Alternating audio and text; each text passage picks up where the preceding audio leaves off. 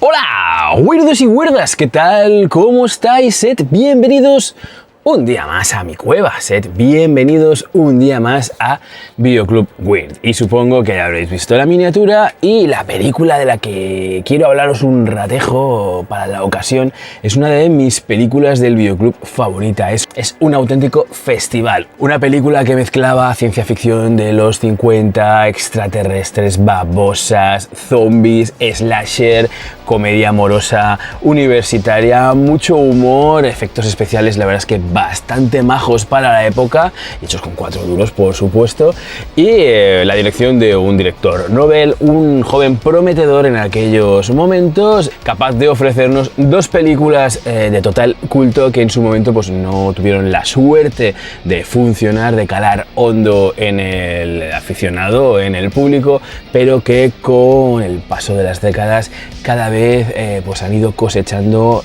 más legiones de fans. Estoy hablando de Night of the Creeps o El terror llama a su puerta.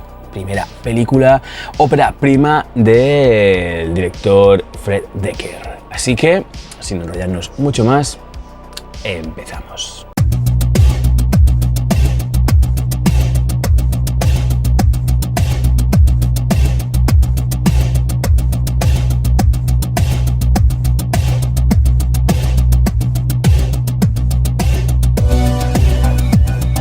El terror llama a su puerta, ópera prima de Fred Dekker, director de Una pandilla alucinante, muy colega de Shane Black. También dirigió Robocop 3, una película que seguramente pues, muchos de nosotros hemos defenestrado en algún momento de nuestras vidas, pero bueno, ya sabemos que esto de las opiniones varía y nosotros evolucionamos.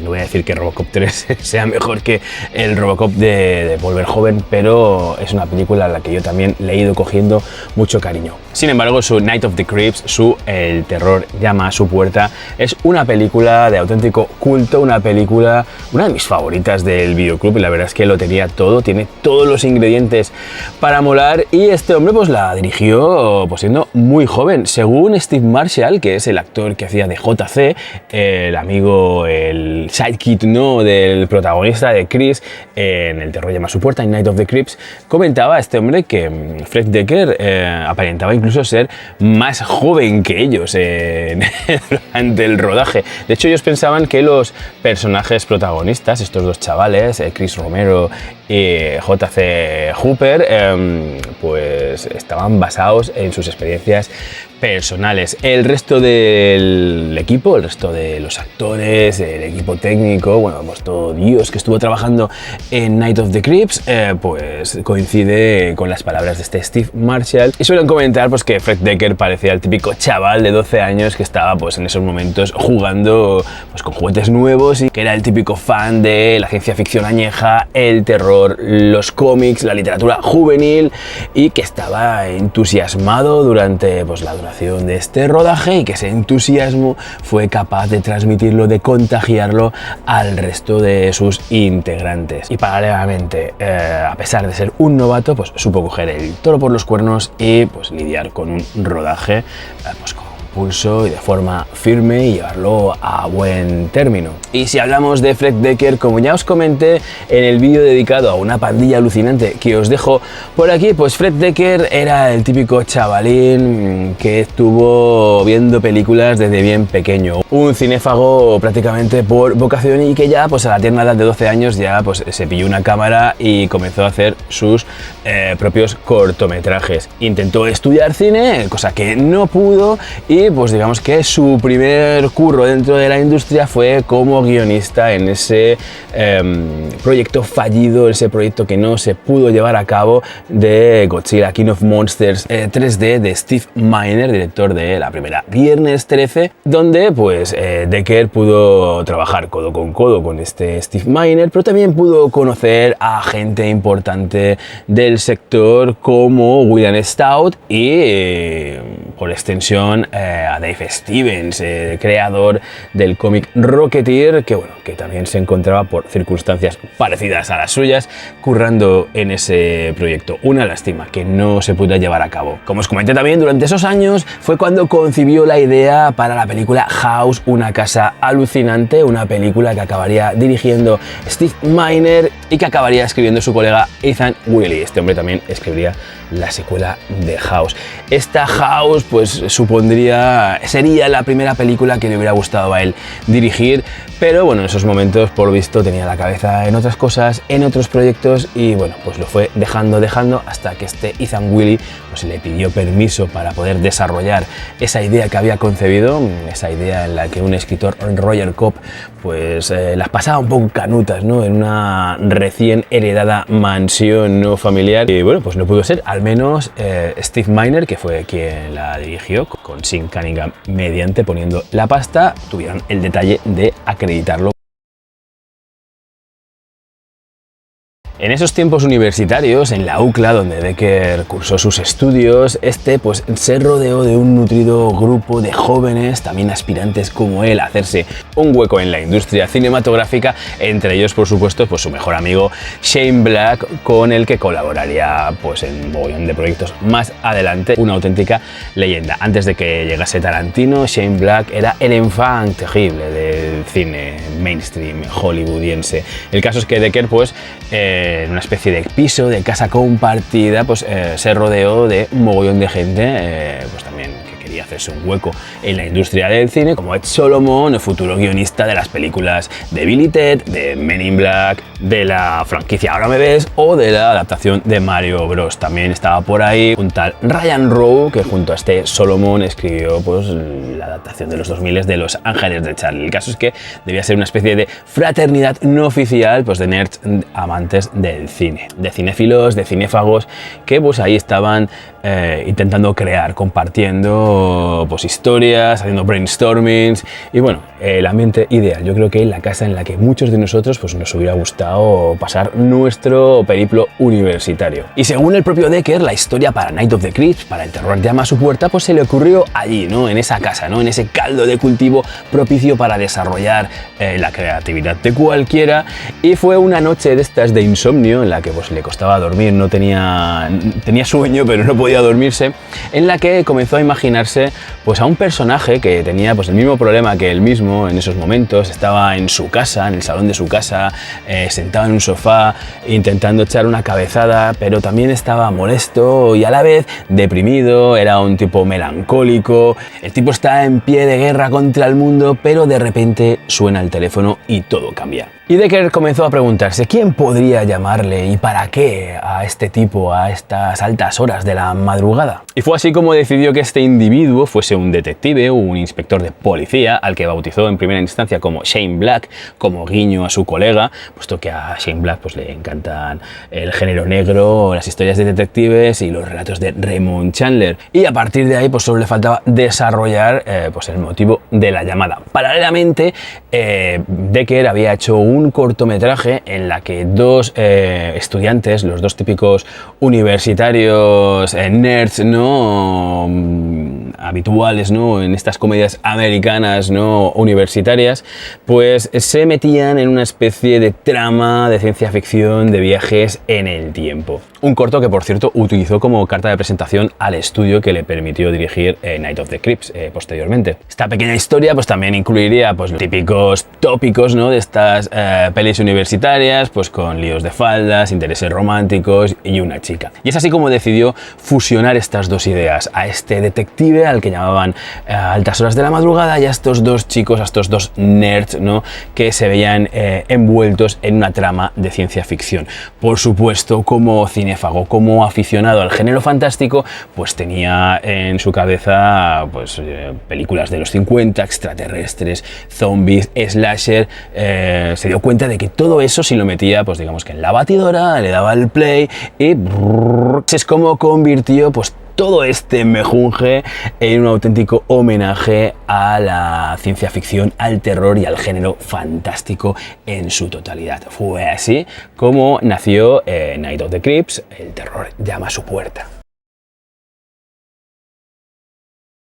Dependiendo de las fuentes o de la entrevista en la que pilles a Fred Dekker, pues 2 o 3 semanas después ya tenía un libreto escrito, ya tenía un guión que pues le dio a su agente para que lo moviese por Hollywood, ¿no? Con la única condición de que ese libreto, ese guión, lo quería dirigir él. Y pues así es como el primer borrador de Night of the Creeps acabó en las manos de Chuck Gordon, hermano del famoso productor Lawrence Gordon, también productor Chuck Gordon, que posteriormente estaría también metido en los créditos de películas míticas, ¿no? Como Jungla de Cristal, El Rocketeer de Dave Stevens que comentaba antes, ¿no? Su adaptación de los 90, o Waterworld, entre muchísimas más pelis. Este hombre, al que tuvieron que convencer en primera instancia para que lo leyera, pues aprovechó que le habían cancelado una comida de trabajo y se leyó el guión. Y para su sorpresa acabó fascinado, enamorado con lo que acababa de leer y pues quería hacer la película sí o sí. Y es así como llamó a uno de sus contactos del último estudio con el que había trabajado, el Three Star Pictures, y pues les pasó el guión y bueno, pues nada, si esto fue un viernes, el lunes Night of the Creeps, El terror llama a su puerta, tenía luz verde. Pero bueno, Dekker, aparte de tener que convencer al estudio con ese corto que os he comentado, pues a los productores les parecía pues un chavalín, ¿no? Y claro, era un novato, no se había puesto nunca atrás de las cámaras, e incluso les parecía demasiado tímido, demasiado educado, ¿no? Para los estándares a los que estaban acostumbrados a tratar estos tipos en Hollywood. Lo que pasa es que pronto, en cuanto comenzó el rodaje, Dekker demostró su valía, demostró que pues, era un tipo tenaz, un tipo capaz, ¿no? De ponerse al mando de todo ese equipo que tenía a su alrededor, sacándoles, por supuesto, de ese error, ¿no? De esos prejuicios iniciales hacia su persona. Aunque bueno, tampoco le dejaron hacer todo lo que quiso, ¿no? Puesto que una de las primeras ideas que tenía Dekker con este Night of the Creeps, con El terror llama a su puerta, era rodarla en blanco y negro, algo que no le permitieron a medias, porque si habéis visto la peli sabéis que hay un prólogo, ¿no? Hay un flashback, ¿no? Del pasado en el que todo transcurre en blanco y negro, ¿no? Y además marca perfectamente el homenaje a la ciencia ficción añeja, ¿no? Que Dekker quería plasmar en esta peli. Y así, con un presupuesto de unos 5 millones de dólares, la verdad que calderilla, ¿no? Pues dio comienzo el rodaje de Night of the Creeps, de El terror llama a su puerta. En lo que se refiere al reparto, Dekker ya mostró interés por una de las caras icónicas de la película, es decir, por el actor Tom Atkins. A Tom Atkins lo hemos visto como protagonista también en la maravillosa, al menos para mí, Halloween 3, El día de la bruja, o también lo hemos visto en La niebla del maestro John Carpenter. 2 vídeos que tenéis en el canal por si os enrolla la idea de echarle un vistazo. Atkins cuenta que pues le llegó el guión a través de su agente, lo leyó y le fascinó. De hecho, pensó que quería hacerlo. Acabó de leerlo y pues se moría de ganas de meterse en la piel de un personaje pues tan rico en matices, un detective rudo, ¿no? Al que le habían pasado pues 1000 perrerías. El caso es que Atkins ha manifestado en multitud de ocasiones que de todas las películas en las que ha participado, El terror llama a su puerta, su papel como el rudo detective Ray Cameron, pues es su favorito. Por lo visto, el tío se lo pasó pipa durante el rodaje, se lo pasó pues eso, fetén, ¿no? Se divirtió. Bueno, el resto del equipo también cuenta que el ambiente de rodaje era muy divertido. Era, a pesar de que había poco tiempo, había un calendario muy apretado, todos se lo pasaron bien, se divirtieron y que Fred Dekker era un tipo encantador. De hecho, el personaje de Atkins tiene los mejores momentos, las mejores frases, los mejores one-liners y su Thrill Me, su Sorpréndeme, que ha entrado por méritos propios dentro de la historia del género del cine fantástico. Comentar que, bueno, que no era el que más, Atkins sí que era uno de los actores más veteranos, ¿no? Del reparto y contaba ya pues con una experiencia, ¿no? Notable frente a las cámaras, cosa que el resto de sus compañeros más jóvenes pues tomaron nota y le tomaron como referencia a seguir, ¿no? Y alguien de quien aprender, ¿no? Acostumbrado, habiendo trabajado con el maestro Carpenter, ¿no? Pues a este tipo de rodajes nocturnos, fríos, baratos, ¿no? Pues Atkins ni se quejó, mantuvo la compostura y bueno, la verdad es que fue todo un ejemplo a seguir. Una de las cosas que recuerda a este hombre, pues que más le divirtieron, fue el poder conducir de noche y de forma alocada ese Mercury de 1949 con el que el detective Ray Cameron atraviesa la ciudad de Los Ángeles. En cuanto a los otros dos protagonistas, a los nerds, a esos jovencitos que parecen salidos de una película de John Hughes, pero que luego se ven inmersos en una película de terror, a esos Chris Romero y James Carpenter Hooper, JC en la peli, pues los interpretaban respectivamente los actores Jason Lively y Steve Marshall. Lively venía de sustituir a Anthony Michael Hall en la segunda entrega de las vacaciones de la familia Griswold. Las vacaciones europeas de una chiflada familia americana, ese vehículo de la National Lampoon para lucimiento del cómico y actor Chevy Chase. Pero antes había participado en Proyecto Brainstorm, esa película de Douglas Trumbull que también es bastante interesante, bastante curiosa, ¿no? Con un Christopher Walken como protagonista. Y solamente un año después del Night of the Creeps, del terror llama a su puerta, Lively coincidiría pues con Jill Whitlow, aquella que encarnaba al interés romántico de Chris Romero, la dulce Cynthia Cronenberg. Ambos coincidirían también en otro clásico de los videoclubs titulado como El secreto de los fantasmas, del amigo Roland Emmerich. Whitlow, a su vez, venía de participar también en otro clasicazo de las estanterías de los videoclubs, una película muy cachonda, muy guay, titulada como Thunder Room, esa película que distribuía la Canon en la que un yayo, ex veterano de la guerra, pues tenía la misión de transportar una carga de uranio en su camión, un camión lleno de gadgets, lleno de armas, que la verdad es que estaba muy chula. Thunder Room, culto total. Y volviendo a Jason Lively, pues hizo su audición, hizo su prueba para postularse para conseguir el papel de JC. Sin embargo, este papel recayó en el actor Steve Marshall. Steve Marshall, del que pues la verdad es que no tiene tampoco una carrera demasiado prolífica, en entrevistas comenta que proviene de una familia pues ya metida en el negocio, es hijo de un productor y que bueno, desde pequeño había estado currando, ¿no? Había ido escalando poco a poco, ¿no? Haciendo pues diversos trabajos, sobre todo en el campo de la producción, ¿no?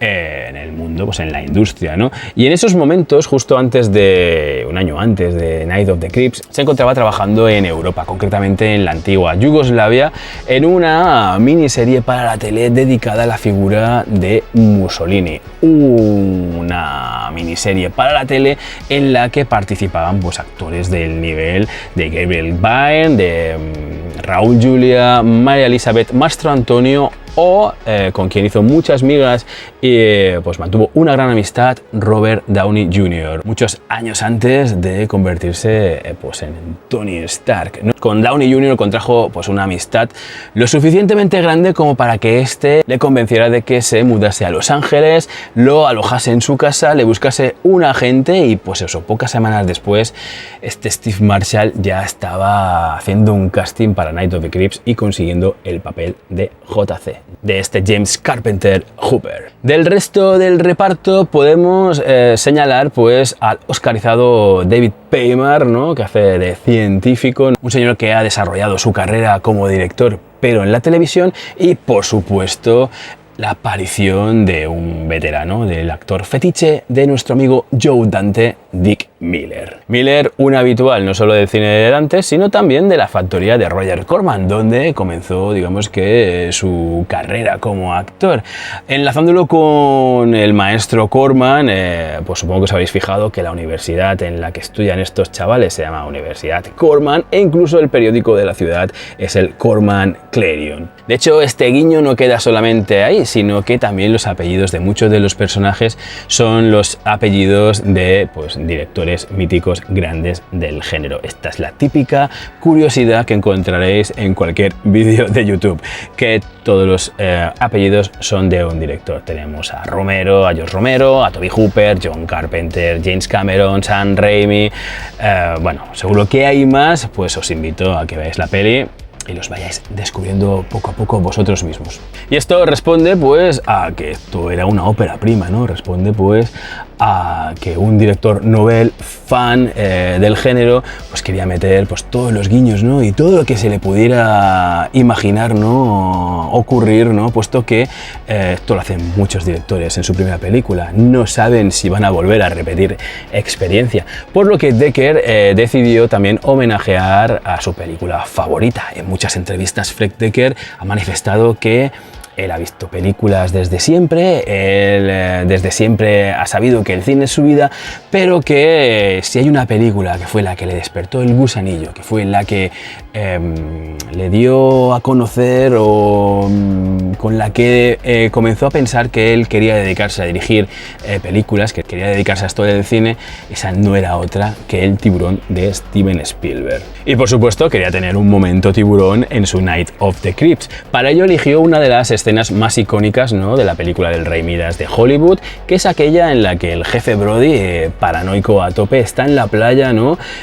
Vigilando si ocurre algo, ¿no? Vigilando el mar, mirando al mar, mientras sus vecinos, sus convecinos se van cruzando por en medio, justo antes de que el joven Alex Kirner pues fuese devorado, ¿no? Por ese carcaradón Carcarias, ¿no? Que atacó a la apacible y turística localidad de Amity Island. Vemos una escena parecida, protagonizada por el detective Ray Cameron, por Tom Atkins, y Spielberg para esa escena también hizo uso de una técnica del dolly zoom que utilizó también otro maestro, Alfred Hitchcock, en su película Vértigo, que Spielberg utilizó para distorsionar la realidad del jefe Brody convertida en ese momento en su peor pesadilla. Decker también quiso tener este momento en Night of the Creeps, en El terror llama a su puerta, y hay pues dos escenas muy similares, una muy parecida en la que Ray Cameron dispara a ese esqueleto que va con el hacha, ¿no? A ese asesino del pasado, y otra también no igual, pero también en la que pues el detective pierde el norte durante el ataque de los zombies a la fraternidad femenina. Pero bueno, como guiños y homenajes, en la película hay un montón. Hay guiños a la película The Blob, a Dark Star de John Carpenter, a Viernes 13, la noche de Halloween y, por supuesto, a una película que guarda similitudes con la ópera prima de Fred Decker. Me estoy refiriendo, por supuesto, a la considerada como peor película de la historia, dirigida por Ed Wood, Plan 9 from Outer Space. Y podemos ver en la película pues dos guiños a esta cinta. Uno de ellos es cuando el detective Ray Cameron, antes de entrar en la residencia femenina, pues huele unas rosas, emulando pues a Lugosi en la película Deadwood. Y por supuesto uno ya más explícito es en la escena en la que pues la guardesa, ¿no? De la residencia, ¿no? La típica señora mayor con cara de perro, con cara de bulldog, ¿no? Pues está viendo la peli en un pequeño televisor. Y en una producción de este tipo, me refiero a una producción pues barata, ¿no? Con un presupuesto no muy holgado, pues las dificultades, sobre todo cuando hay efectos especiales, pues radican ahí, ¿no? En los efectos, en intentar hacerlos creíbles y hacerlos pues lo más baratos posible. Si a eso le añadimos un planning de rodaje pues bastante corto, pues eso, tiempo y dinero en contra, pues se postula como principal escollo, sobre todo para el departamento técnico, para el departamento de los efectos, de los maquillajes y toda esa pesca. Es por ello que se tomó la decisión de simplificar al máximo, es decir, que si había animatrónica, esta animatrónica estaría simplificada, sería lo más sencilla posible, o que pues no se hiciera ningún tipo de casting de actores para encarnar a los zombies que vemos en pantalla.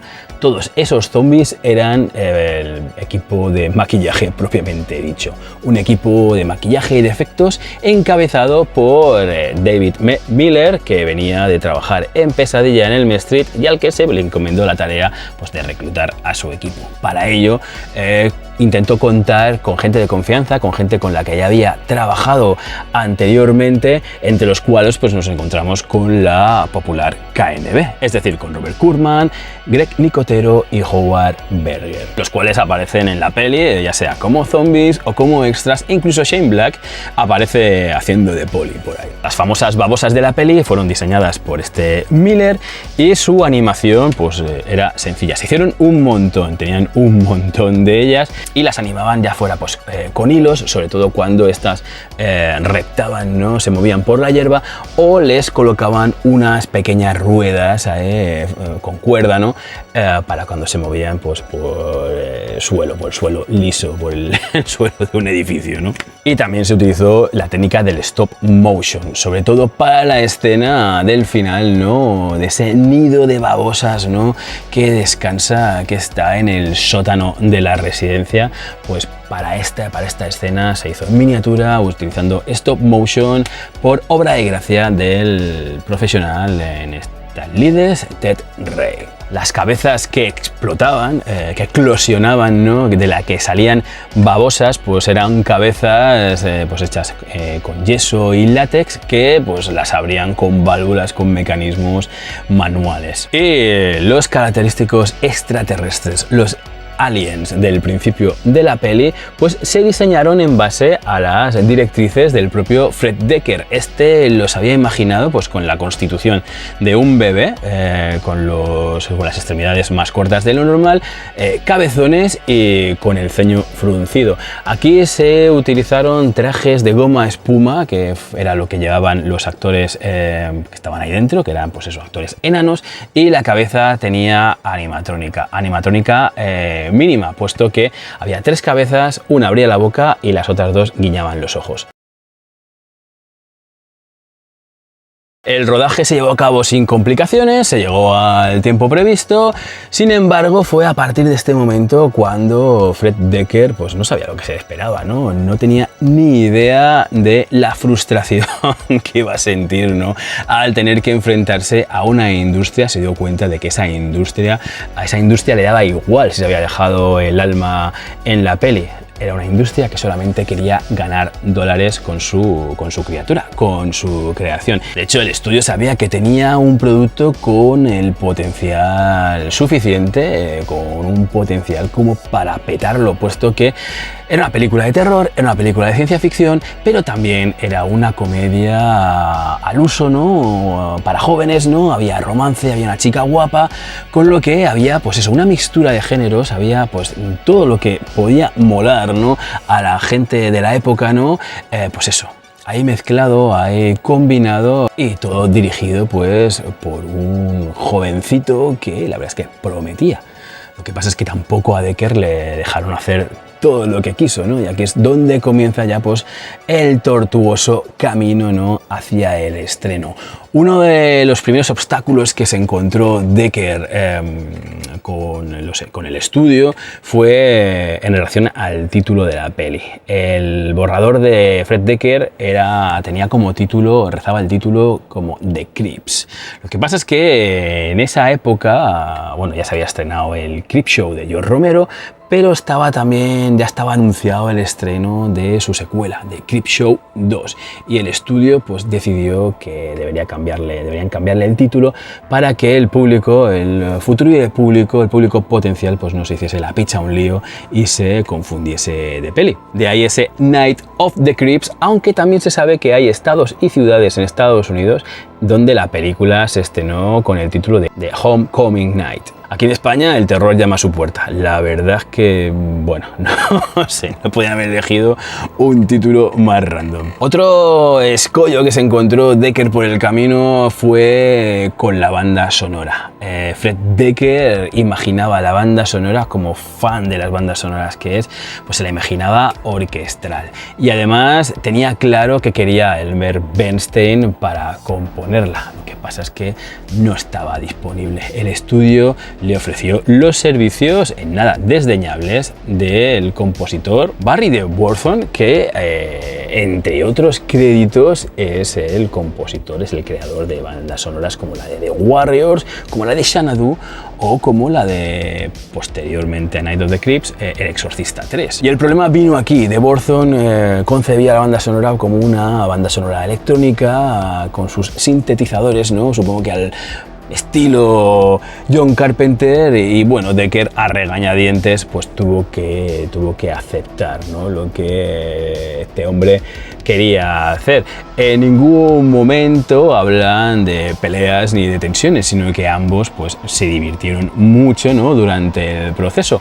Y bueno, además cuando Decker vio el resultado, cuando Decker escuchó el resultado, Ted Burton pues le sacó de su original error, ¿no?, acabando Decker pues bastante complacido con el resultado de la banda sonora de su película. Pero esto no se acaba, porque todavía Decker no sabía lo que le deparaba el futuro. A regañadientes, nuestro director accedió a hacer un pase de prueba para ejecutivos y público real. Un pase de prueba en el que pues pasaron la película sin la mayor parte de los efectos acabados, entre ellos los del final. El final original de Night of the Creeps ese es en el que el calcinado cuerpo del detective Cameron pues sale caminando, ¿no?, y bueno, cae al suelo, y de él pues eclosionan ahí un montón de babosas que acaban en un cementerio.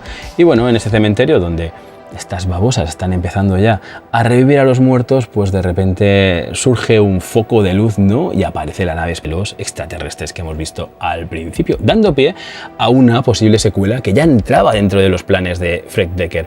El caso es que este final no estaba acabado, no salía la nave, pero les habían dado un guión a los ejecutivos del estudio. Lo que pasa es que, bueno, vieron la película, vieron el final y no lo entendieron, o no se habían leído el guión o no les gustó. El caso es que el estudio decidió cambiar este final por uno más al uso, por uno con un susto de estos barateros, tipo Carrie de Brian De Palma, ¿no? Un final que Fred Decker odia a muerte, y que para la salida en DVD de Night of the Creeps, del terror llama a su puerta, pues convenció a la Sony para meter el final original, el que tenía él pensado, en un montaje del director en el cual pues solamente hay esta diferencia, el desenlace de la película. Otra cosa que se decidió en ese pase de prueba es que a la película le faltaba un poco más de chicha, un poco más de acción, y le dieron un poco más de dinero para hacer una escena añadida, que es la escena del cobertizo en la residencia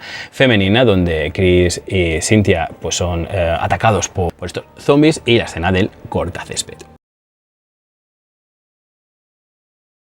Y con la película rodada, con la película montada, con la película ya, pues eso, recién sacada del horno para poder estrenarla, pues la pesadilla de Fred Decker no acabaría ahí todavía, puesto que esta película, Night of the Creeps, El terror llama a su puerta, se estrenó en agosto de 1986 en unas 70 salas, y pues en todo su periplo de exhibición cinematográfica no logró recaudar ni $600.000, siendo pues un estrepitoso fracaso de taquilla, no de crítica, puesto que algunos medios generalistas pues le dieron su beneplácito, ¿no? No era una obra maestra, pero sí que era una película simpática, ¿no?, para la muchachada. El caso es que pues la taquilla no funcionó, lo cual pues fue un mazazo para Fred Decker, que ya tenía luz verde para rodar su siguiente película, para estrenar el año siguiente pues ese The Monster Squad, una pandilla alucinante, que también pues sufrió un destino parecido a este Night of the Creeps, como os conté en el vídeo que le dediqué.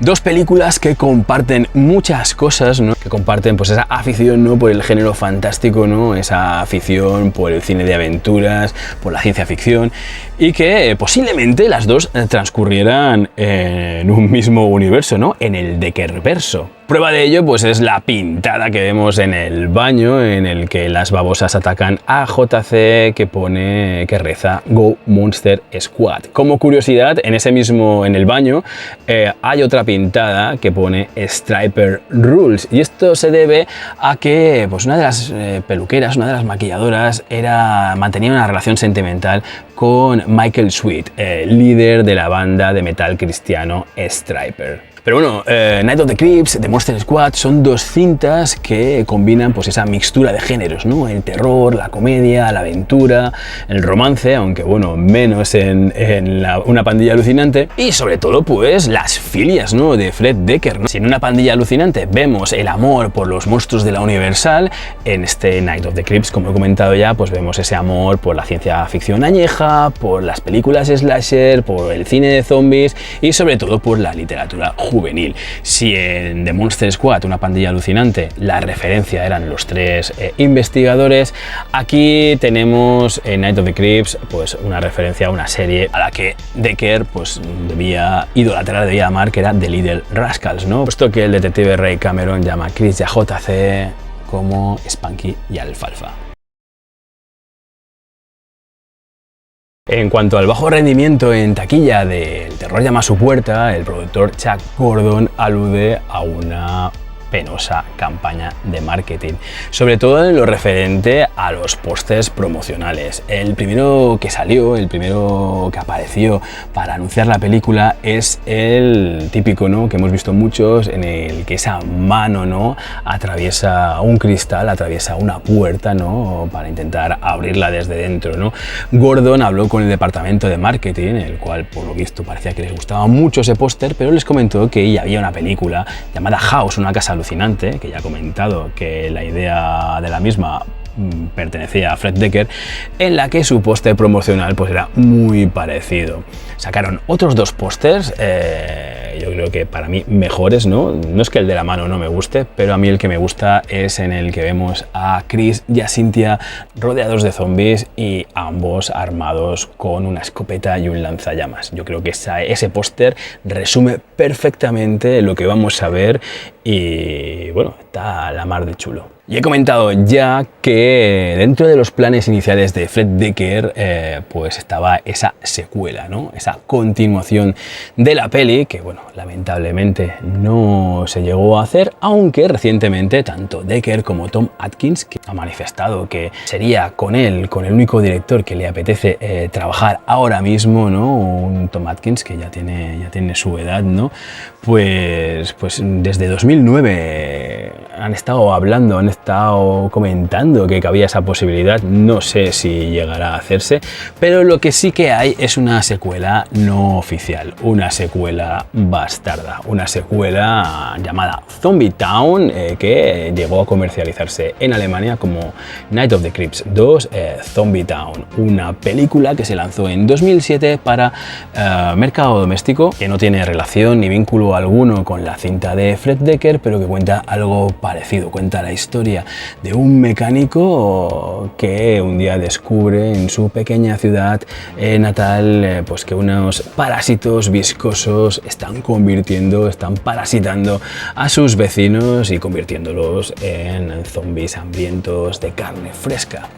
Un Zombie Town que la verdad es que desconozco si tiene edición en nuestro país, pero bueno, que podéis conseguir de importación por 4 duros, aunque yo, si me tuviera que hacer una sesión doble con este Night of the Creeps, posiblemente me la hiciera con Slither de James Gunn. Y bueno, poco más. Afortunadamente, pese a no haber funcionado en taquilla, el VHS, el DVD, el formato doméstico, ¿no?, los videoclubs han aupado, ¿no?, esta pequeña joyita del cine fantástico, esta oda, ¿no?, al cine de género, ¿no?, este homenaje, esta joyita, al fin y al cabo es una joyita, un joyón, ¿no?, de un director que también hubiera merecido un poquito más de suerte, ¿no?, se le lapidó demasiado rápido.